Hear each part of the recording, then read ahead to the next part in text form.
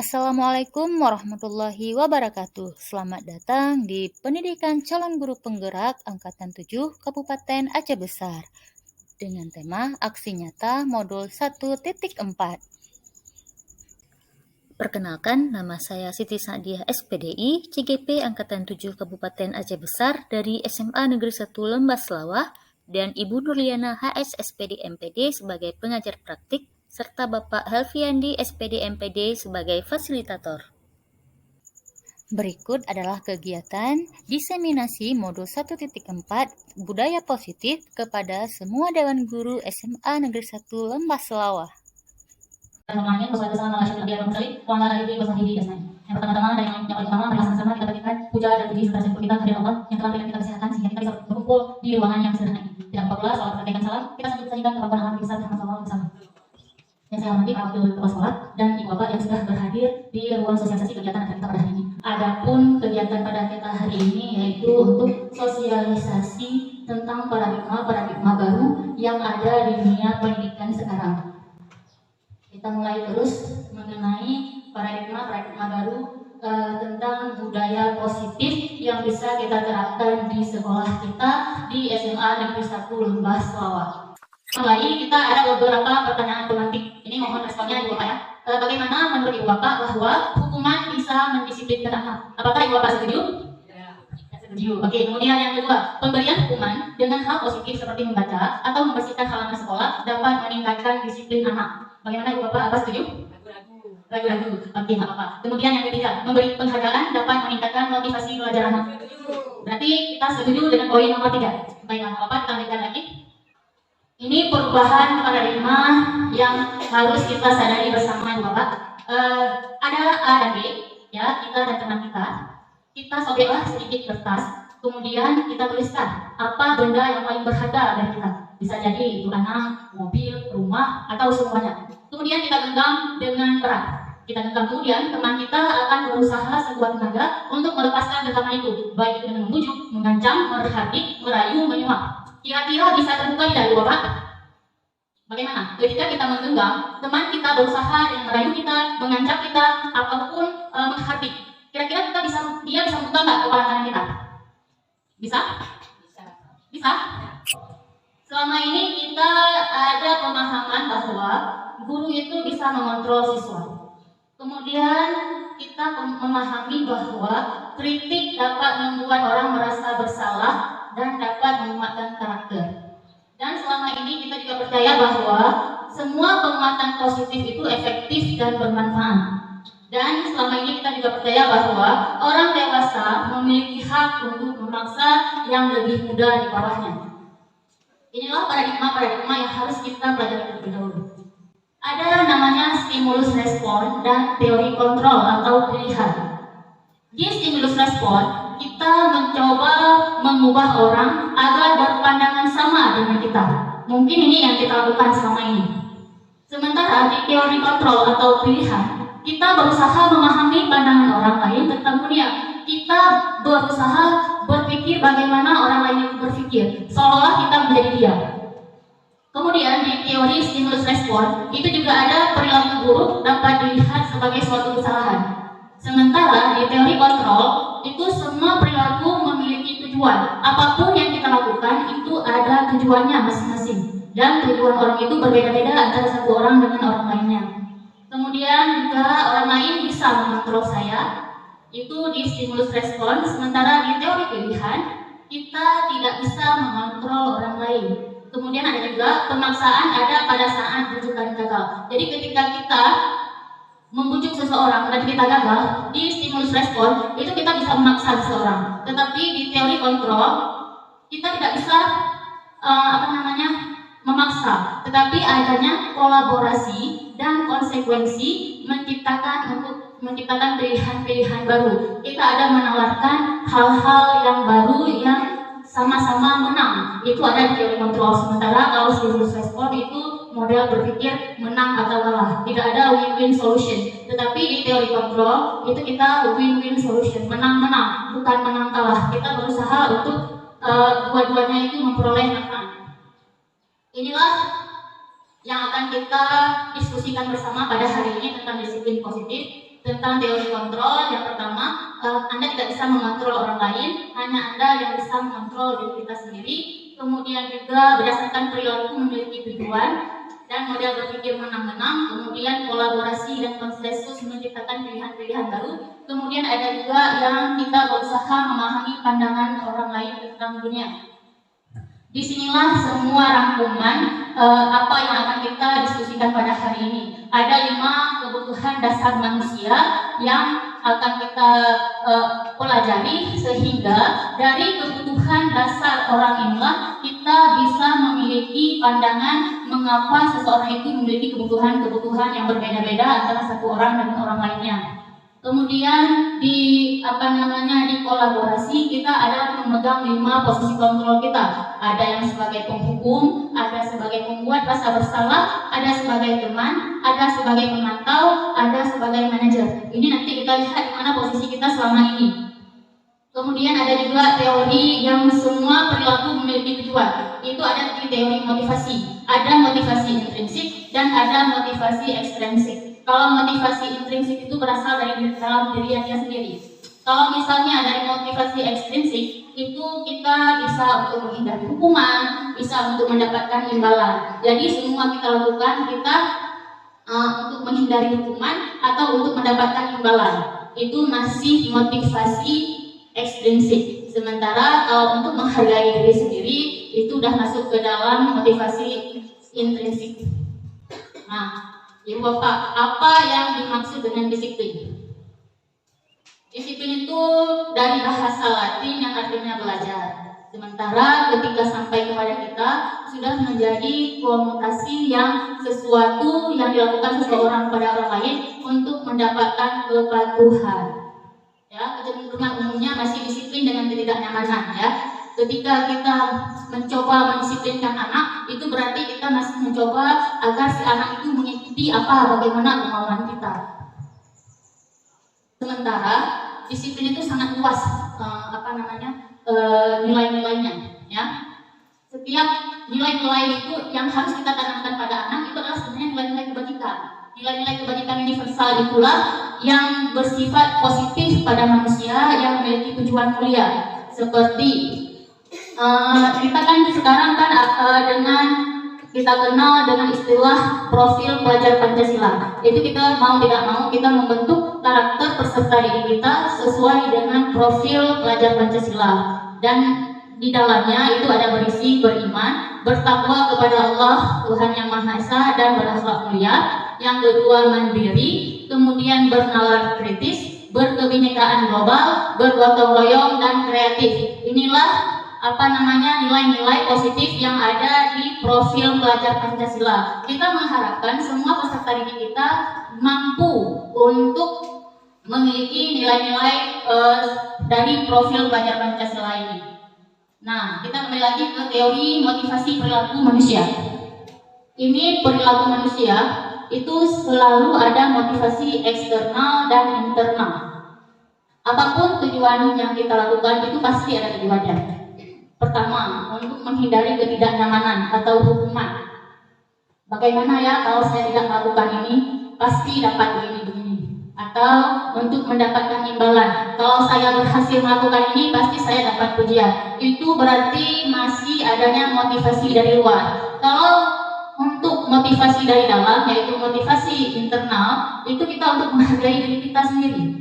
Kita ini yang perlu kita tanamkan kepada peserta didik kita, bagaimana membentuk motivasi yang berasal dari dalam diri siswa itu sendiri.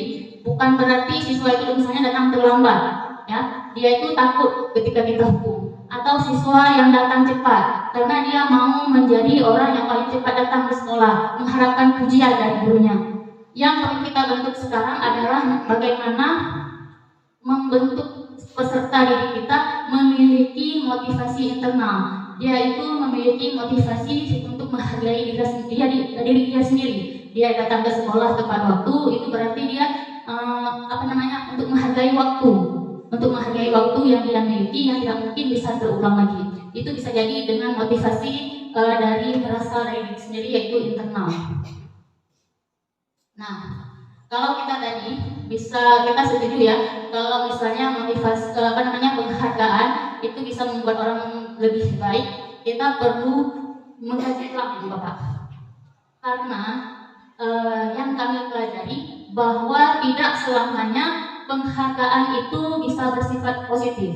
Ada pengaruh jangka pendek dan jangka panjangnya. Ini bagaimana maksudnya? Ketika pengaruh jangka pendek, kalau kita memberikan sebuah hadiah kepada siswa, itu cepat. Misalnya, kamu mau melakukan ini Kak, kalau nanti ibu kasih permen satu, ya. Kalau untuk jangka pendek itu akan berhasil. Tetapi ada pengaruh ketika dalam jangka panjang, si anak akan cenderung tetap ketika dapat hadiah, dia akan melakukan hal itu. Tetapi ketika tidak mendapatkan hadiah, dia akan berpikir ulang untuk melakukan hal-hal yang positif. Sama juga dengan penghargaan itu bersifat menghukum. Ya, ketika dia mendapatkan prestasi, kita kasih dia penghargaan. Tetapi ketika dia tidak mendapatkan penghargaan, ya tidak mendapatkan prestasi, dia akan merasa diri dia sedang dihukum karena tidak ada hadiah yang dapat dia dapatkan. Dia akan menghukum dia sendiri karena sudah merasa gagal. Ya, ini yang maksud dengan penghargaan menghukum. Kemudian penghargaan juga bisa mengurangi ketepatan. Ketika kita menghargai sesuatu itu yang terlalu berlebihan, itu bisa menyebabkan mengurangi ketepatan. Karena apa? Fokus si anak sudah berubah dari yang membuat yang sebaik-baiknya, sudah berubah fokusnya untuk meraih hadiah. Ya, mungkin bukan hanya pada anak-anak, mungkin pada diri kita sendiri kadang-kadang juga seperti itu. Apalagi pada peserta didik yang masih bersifat wakil. Kemudian penghargaan ini tidak efektif. Kenapa tidak efektif? Bahkan bisa merusak hubungan.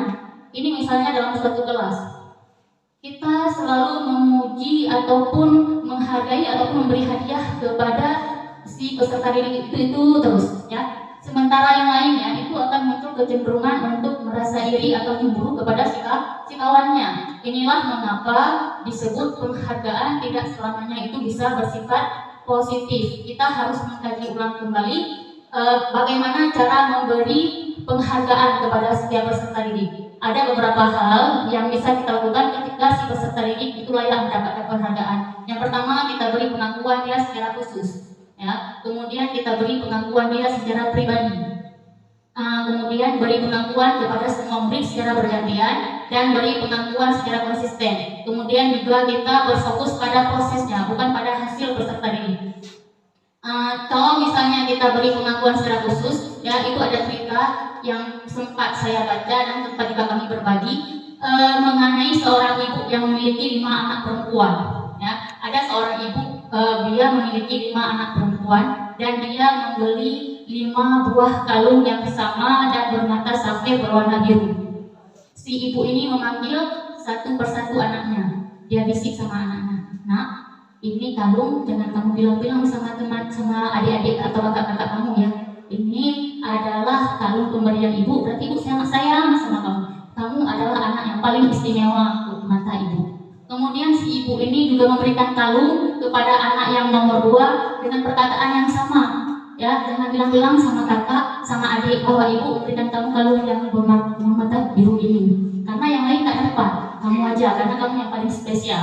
Ya, sampai ke 5 anak perempuan itu mendapatkan kalung yang sama, tetapi mereka itu tidak menyadari bahwa saudara-saudaranya juga memiliki kalung yang sama. Intinya apa? Setiap anak itu, dia itu akan merasa spesial di mata ibunya, ya, tanpa mengembangkan, tanpa mengesampingkan saudara-saudara lainnya. Jadi si anak itu, dia itu merasa spesial, merasa berharga di mata orang tuanya.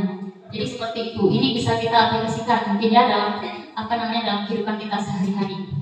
Nah, boleh juga kita memuji dengan anak begini. Kemarin saya perhatikan rasa empatimu besar sekali pada saat menolong murid baru di kelas kita. Pujian itu diperlukan Ibu Bapak, ya. Bagaimana pujian itu diperlukan. Tapi kembali lagi kepada yang di atas, konsisten. Kita konsisten, kita puji mereka itu secara khusus, dan kita ketika dia melakukan hal kebaikan-kebaikan jangan selalu di depan kawannya kita puji, tapi kita panggil dia, terima kasih ya, kamu sudah melakukan hal baik hari ini, mohon ditingkatkan lagi. Jadi setiap anak itu akan merasa teristimewa.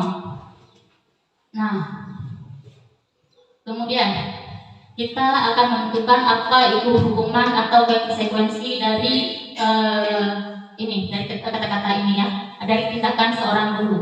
Mencatat 100 kali di dalam buku kalimat, saya tidak akan terlambat lagi karena si peserta didik ini terlambat ke sekolah. Ini kira-kira hukuman atau konsekuensi, Bu Bapak? Hukuman atau konsekuensi? Hukuman. Kemudian lari mengelilingi lapangan basket 2 kali karena terlambat hadir ke sekolah. Ini hukuman atau konsekuensi? Hukuman. Kemudian murid diminta untuk push up 15 kali karena tidak menggunakan masker ke sekolah. Ini hukuman atau konsekuensi? Hukuman atau konsekuensi kira-kira? Hukuman. Kemudian menggantikan kertas tugas teman yang telah dicoret-coret. Hukuman itu dia bersifat menghukum. Kalau konsekuensi dia itu bertanggung jawab atas apa yang telah dilakukan. Nah, jadi yang menggantikan kertas tugas teman yang telah dicoret-coret ini apakah bentuk hukuman atau konsekuensi? Konsekuensi. Kemudian membersihkan tumpahan air di meja tulis karena tersenggol pada saat belajar. Konsekuensi. Murid disuruh untuk mengenakan sepatu harian di sekolah karena tidak mengenakan sepatu warna hitam. Ini maksudnya murid disuruh tidak memakai sepatu seharian di sekolah karena tidak menggunakan sepatu hitam. Itu apa? Hukuman. Kemudian lari mengelilingi lapangan basket 2 kali karena terlambat 10 menit untuk pelajaran PJ lokal. Kira-kira konsekuensi atau hukuman? Konsekuensi. Kita cek ya jawaban kita tadi. Iya, Nah, betul. ini jawabannya ya. Yang pertama itu hukuman, yang kedua juga hukuman, yang ketiga hukuman, yang keempat konsekuensi, yang kelima konsekuensi, lalu hukuman, kemudian yang terakhir itu adalah konsekuensi. Nah, ini perbedaan antara hukuman dan konsekuensi. Kalau hukuman itu dia lebih ke fisik, ya. Hukuman itu sesuatu yang menyakitkan harus terjadi. Kalau konsekuensi itu sesuatu harus terjadi, tapi tidak berupa hal-hal yang menyakitkan, tetapi tetap harus ada segala konsekuensinya atas apa yang telah si anak itu lakukan. Kemudian kalau hukuman itu membuat fisik baik itu fisik maupun hati itu sakit, ya. Anak-anak kadang peserta didik itu ada dendam sama kita. Kenapa? Dalam waktu yang lama. Sementara ketika kita mengaplikasikan konsekuensi, itu membuat anak merasa tidak nyaman dalam jangka waktu yang pendek. Ya, ketika permasalahan selesai, dia juga sudah selesai. Tidak ada dendam kepada si guru tersebut. Kemudian kalau misalnya hukuman itu bersifat paksaan, ya, dan malah membuat anak itu membenci kedisiplinan. Tetapi kalau misalnya konsekuensi, dia itu si anak sebenarnya sadar bahwa ada sebab, ada akibat, ya, ada stimulus dan tanggapan. Kemudian anak itu dia juga akan belajar untuk menyembunyikan kesalahan, karena dia takut ketika dia berbuat salah, dia sudah takut pasti akan dihukum, sehingga dia itu malah bisa membuat anak tidak jujur, ya. Sementara yang kita didik anak-anak itu adalah akhlak. Bagaimana cara dia memperbaiki akhlak. Kemudian kalau misalnya ada konsekuensi, anak itu akan belajar untuk mematuhi aturan. Ya. Kemudian perasaan anak juga, ya, dia akan merasa marah, merasa bersalah, dipermalukan dan merasa tidak dihargai. Sementara ketika konsekuensi, si anak itu paling dia kehilangan hak ketika misalnya yang tadi keliling lapangan 10 kali karena terlambat 10 menit. Berarti dia kehilangan hak untuk bermain bersama teman-temannya selama 10 menit karena harus keliling lapangan. Itu sama juga, ya. Kemudian dibuat tidak nyaman, tapi tidak dalam jangka waktu yang panjang. Ya, ketika masalah selesai itu sudah selesai. Kemudian untuk penyelesaian masalah sendiri itu ada istilahnya dengan restitusi. Apa itu restitusi? Itu adalah proses kolaboratif yang mengajarkan murid untuk mencari solusi untuk permasalahan mereka. Ketika si anak melakukan kesalahan, dia harus bertanggung jawab di atas kesalahan yang telah dia perbuat, sekaligus dia juga harus mencari solusi bagaimana cara dia menyelesaikan masalah. Nah, kemudian sehingga itu bisa menjadi pembelajaran. Si anak itu belajar dari kesalahan. Inilah yang yang seharusnya seorang peserta didik lakukan kepada si peserta didik, ya, seorang guru. Nah, ada tiga, ya, ada identitas sukses sama identitas yang gagal. Kalau identitas gagal itu bersifat hukuman dan itu negatif, sementara konsekuensi itu masih bersifat netral, sementara ada yang lebih positif yaitu restitusi, itu bersifatnya positif, ya. Nah, ciri-ciri restitusi itu bukan untuk menebus kesalahan, namun untuk belajar dari kesalahan. Si anak itu belajar dari apa yang sudah dia perbuat, ya. Kemudian itu memperbaiki hubungan antara satu orang siswa dengan siswa yang lainnya. Kemudian yang perlu kita garis bawahi itu adalah restitusi itu dibutuhkan solusi. Apa solusi yang ditawarkan? Apa solusi yang dipikirkan oleh si anak untuk menyelesaikan permasalahan? Nah, kemudian kita ini terutama penting ya bagi wali kelas. Bagi wali kelas, kita ada namanya sekarang keyakinan kelas. Sekarang bukan lagi peraturan kelas. Kenapa keyakinan? Kenapa tidak peraturan? Karena peraturan itu si anak itu sadar bahwa peraturan itu bisa mengikat. Sementara keyakinan itu adalah nilai-nilai hal-hal positif yang memang dia yakini. Misalnya, dia datang terlambat. Peraturannya apa? Tidak boleh datang terlambat. Sementara hal-hal positif yang dia yakini apa? Saling menghargai. Kita sepakati dengan siswa kita, ya. Apa nilai-nilai yang kita yakini? Kalau misalnya merokok, boleh nggak merokok di kelas atau boleh nggak merokok di sekolah? Pasti jawaban anak-anak tidak. Kenapa merokok itu tidak boleh? Kita mencari nilai positifnya. Oh, merokok itu bisa mengganggu kesehatan. Itulah yang perlu kita tanamkan, nilai-nilai positif pada seorang anak, ya. Dari peraturan kelas itu bisa kita ubah menjadi keyakinan kelas dengan adanya sebuah lingkungan anak-anak yang sudah diintegrasikan dengan nilai-nilai positif. Diharapkan kita akan menciptakan suatu lingkungan sekolah yang lebih positif. Anak-anak memandang tidak semuanya dalam bentuk negatif. Ada hal-hal yang positif sehingga bisa membentuk karakter anak sesuai yang kita harapkan. Nah, seperti ini contoh kesepakatan kelas, ya, atau contoh keyakinan kelas. Murid kami, guru dan murid yang saling menyayangi. Saling menyayangi itu dengan dia menyayangi, dia tidak akan mengganggu kawannya.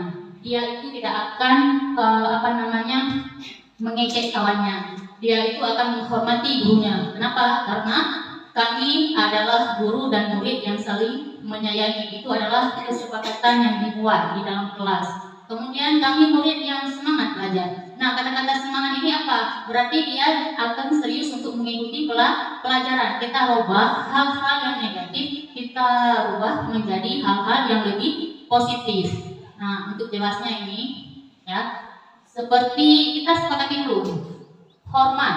Bagaimana hormat itu? Bagaimana ciri-ciri hormat? Bagaimana ciri-ciri tidak hormat? Nah, kalau hormat itu, misalnya datang tepat waktu. Dengan datang tepat waktu, kita berarti sudah menghormati orang lain. Kita sudah menghormati teman. Ya, ketika kita masuk, kalau kita terlambat, otomatis kita mengganggu pelajaran yang sedang berlangsung.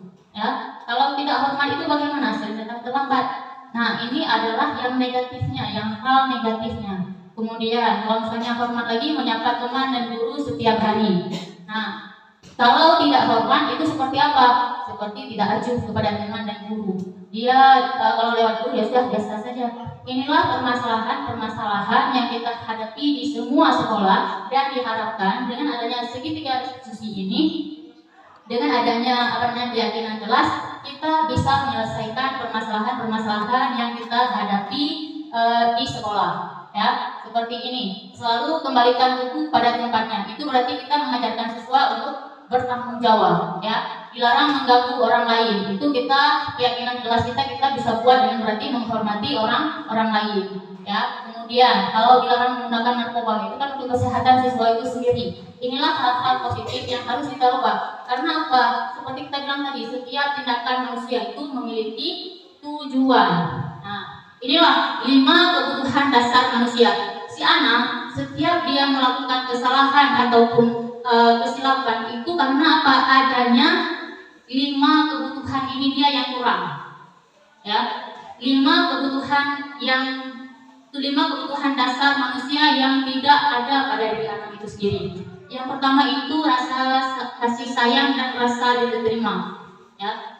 Permasalahan yang terjadi di sekolah kita rata-rata kurang kasih sayang dan rasa diterima. Ketika dia di rumah, ya mungkin dia kurang kasih sayang yang didapatkan dari orang tuanya. Begitu sampai di sekolah, udah rasa kurang lagi kasih sayang dari gurunya. Ini yang harus kita berikan kepada si anak tersebut. Kemudian ada juga penguasaan.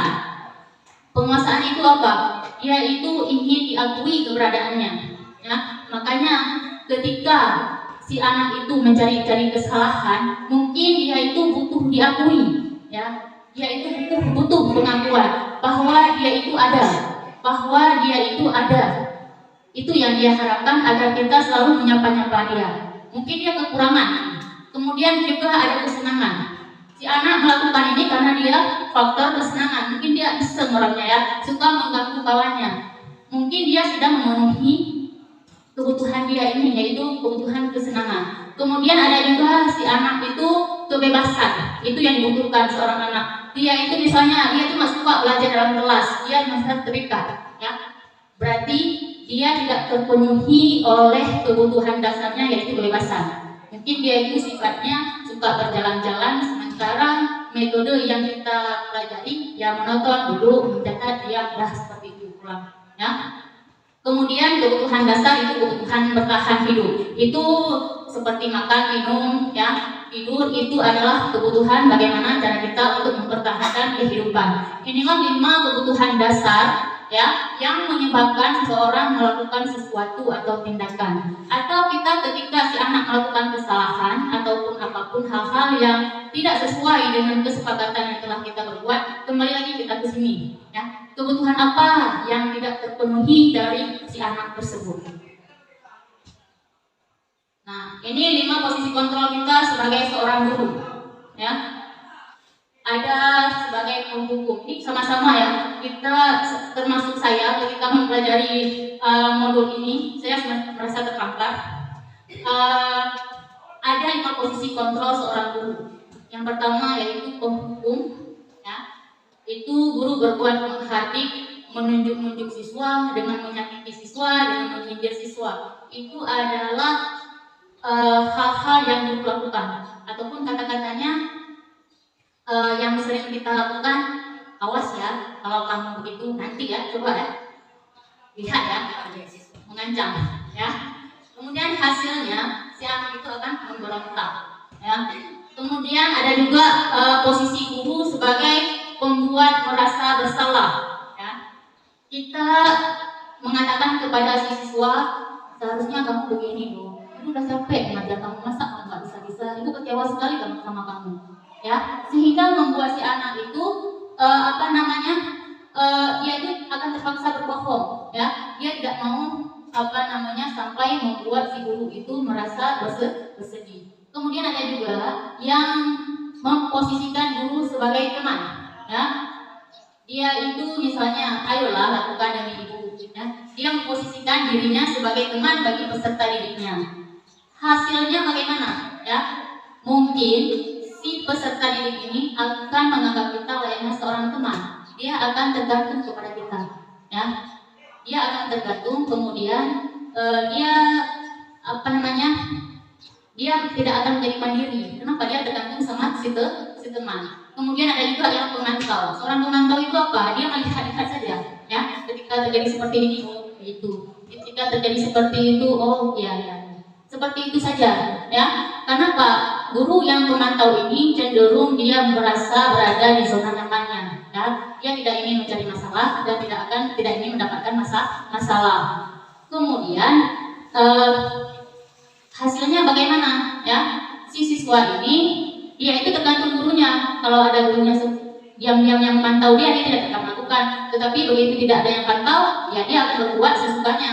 Nah, kita mengharapkan diri kita sendiri itu sebagai seorang manajer, ya. Kita mengajukan dulu ketika seorang anak melakukan kesalahan, kita tanya-tanya dulu, kenapa? Apa alasan dia sehingga bisa melakukan itu? Dan kita juga bertanya kepada siswa itu, bagaimana solusinya? apa yang bisa kamu lakukan untuk menebus kesalahan kamu, atau untuk apa yang bisa kamu lakukan untuk memperbaiki kesalahan-kesalahan kamu.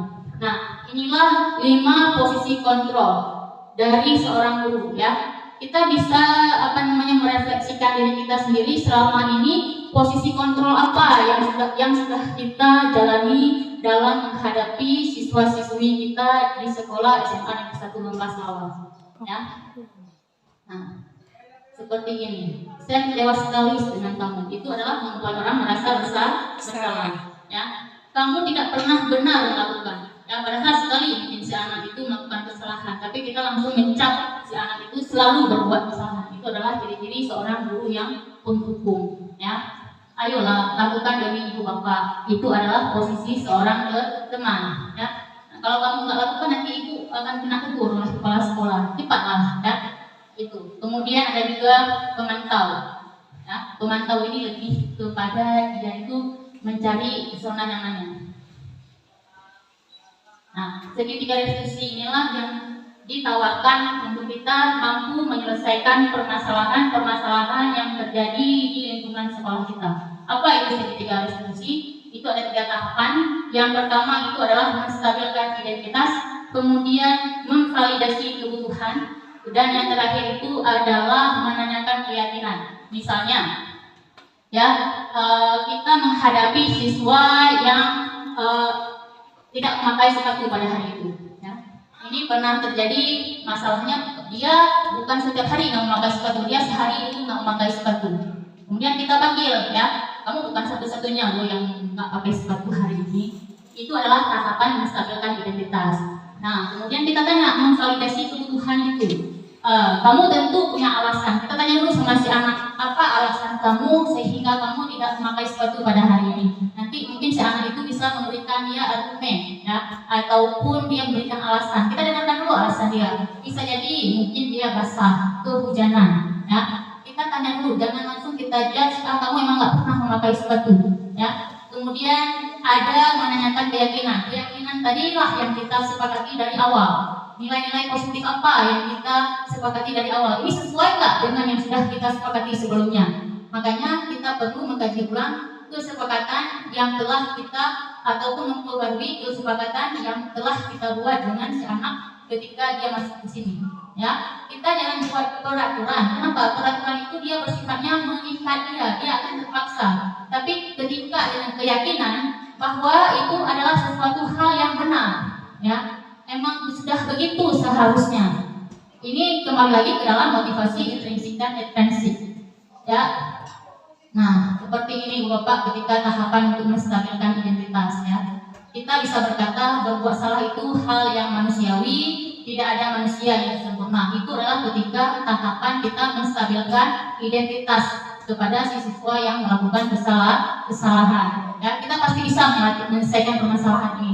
Ini mungkin nanti bisa kita coba terapkan di sekolah kita. Kemudian memvalidasi kebutuhan. Ya.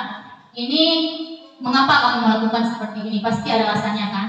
Kita dengarkan dulu pembelaan dia. Kenapa dia? Mungkin itulah kembali lagi ke ada kebutuhan dia yang belum terpenuhi. Kemudian yang terakhir yaitu menanyakan keyakinan. Ini kembali lagi kepada kesepakatan yang telah kita tetapkan. Dengan adanya segitiga restitusi ini melalui tahapan-tahapan tersebut, si siswa itu tidak akan merasa dia itu dihukum, ya. Tetapi dia itu adalah adanya konsekuensi yang telah disepakati sebelumnya. Oh, kalau kamu begini, maka kamu harus begitu. Itu adalah namanya konsekuensi. Ya. Apa yang telah kita sepakati, itulah yang kita jalankan. Ya. Jadi si anak itu tidak akan merasa bahwa dia itu dihukum, tetapi dia sedang menjalani akibat yang dia timbulkan karena melanggar salah satu kesepakatan yang telah disepakati. Nah, mungkin ini saja ya materi yang bisa kita sharing pada kesempatan ini. Mudah-mudahan bisa menjadi pembelajaran bagi kita semua. Ambillah hal-hal yang positif, ambillah hal-hal yang baru, mungkin bisa kita terapkan untuk di sekolah kita nantinya. Kita mengharapkan anak-anak kita akan tumbuh menjadi anak-anak yang memiliki nilai dengan profil pelajar Pancasila yang seperti akan digadang-gadangkan. Walaupun kita belum menjalani HM, tetapi kita akan bersiap-siap untuk itu. Ya, mungkin ada pertanyaan Ibu Bapak? Kalau misalnya tidak ada pertanyaan, mungkin ini saja yang bisa kita sharing pada kesempatan hari ini. Terima kasih kami ucapkan kepada Ibu Bapak atas partisipasi aktifnya. Kami berharap mudah-mudahan hal-hal yang baru ini bisa kita pelajari lebih mendalam lagi untuk kita terapkan di sekolah kita nantinya. Mungkin inilah yang dapat saya sampaikan. Lebih dan kurang saya mohon maaf apabila ada kata-kata saya yang bersalah di sini. Saya juga masih dalam tahap belajar. Kita sama-sama belajar untuk terus memperbaiki diri kita sendiri. Demikianlah. Assalamualaikum warahmatullahi wabarakatuh. Berikut ini adalah kegiatan membuat keyakinan kelas pada kelas 12 IPS di SMA Negeri 1 Lembas Lawah. Assalamualaikum warahmatullahi wabarakatuh. Waalaikumsalam. Senang sekali rasanya ya, ini hari pertama kita berjumpa setelah melewati ujian semester sebelumnya. Ini adalah hari pertama kita berjumpa di semester genap tahun ajaran 2022-2023. Ibu sebagai wali kelas kalian, hari ini untuk mengajak kalian di hari pertama untuk membuat kesepakatan kelas mengenai budaya positif. Ada yang tahu apa itu kira-kira budaya positif? Tahu. Apa? Apa Nadarullah? Kayak melakukan sehari-hari dengan hal yang baik. Iya, sekalian lah. Kita membiasakan diri untuk melakukan hal-hal yang baik. Kesepakatan kelas yang kita sepakati hari ini akan kita terapkan selama 1 semester berjalan ini. Ya, kira-kira seperti apa contoh perilaku yang baik seperti disiplin. Apa itu disiplin? Pintar mengatur segala sesuatunya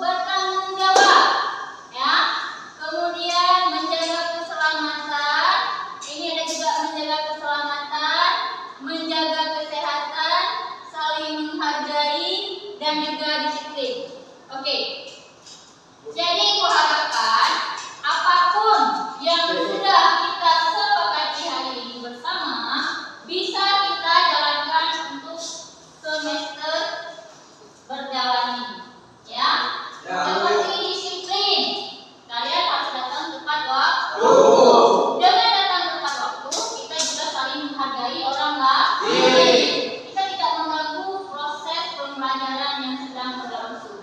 Ya, jadi mudah-mudahan apapun yang kita tulis hari ini bisa kita jalankan dengan sepenuh hati. Oke, ada pertanyaan? Oke, terima kasih ya. Assalamualaikum warahmatullahi wabarakatuh. Terima kasih atas perhatiannya. Teruslah tergerak, bergerak, dan menggerakkan.